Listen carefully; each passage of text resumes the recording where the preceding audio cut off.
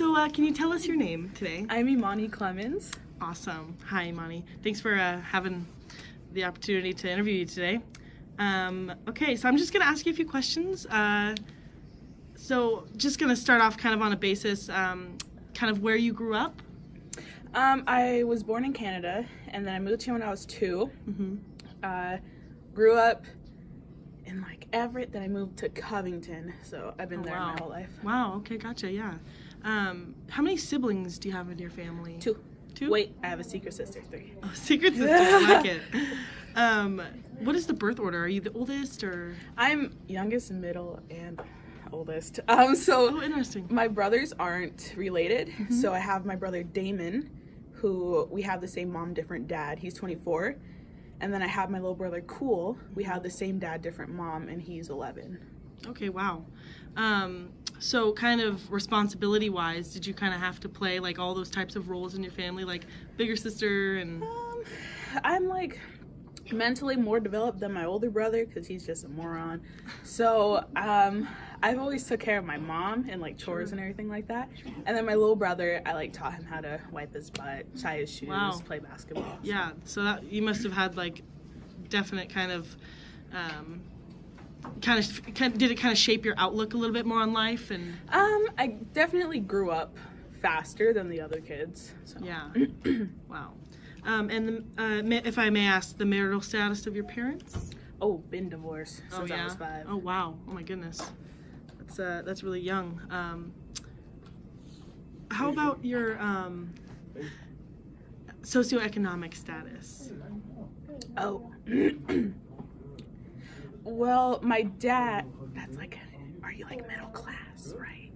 Okay, so, so my dad, he has a felony on his record, and he's black, so he's in the lower class area because he can't really get higher jobs.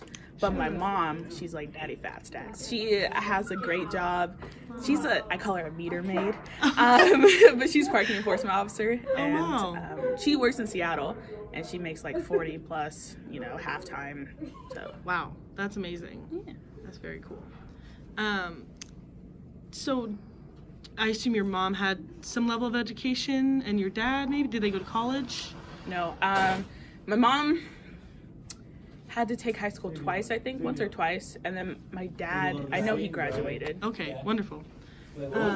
And do you aspire to kind of earn the same level or even higher? Higher. Higher. I want my PhD. Oh, that's so awesome. That's very cool. What was it? So I'm just going to ask you about maybe one of the most valuable lessons that you've learned in your life.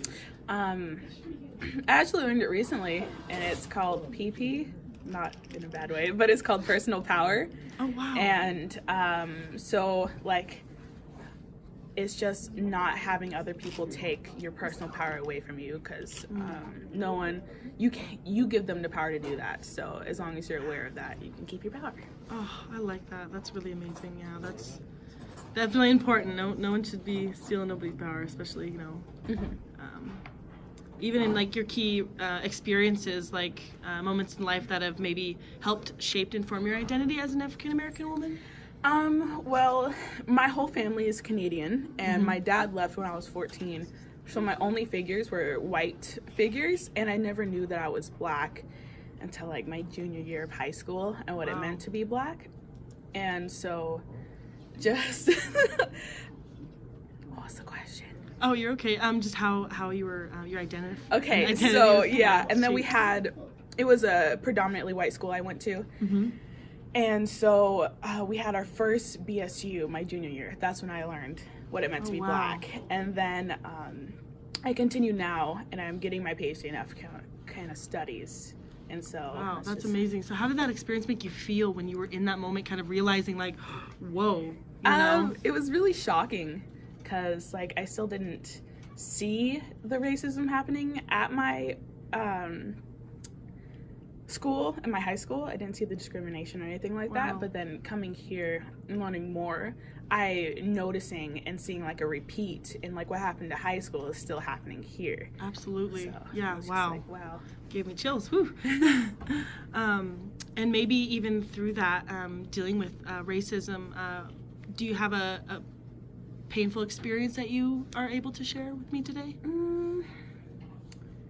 Not really painful. It's just you always know you're like the outsider because you're always the minority, and so you always get the looks, and then they're always scared whenever you call them out, and then they say the N word with the hard R. Oh my gosh, yeah, that's I hear a that huge controversy. It's a norm for me, and so it's just I haven't had like a really painful thing yet, but it's just everyday things. Wow, well that P&P, right? Yeah. Yeah, that's awesome.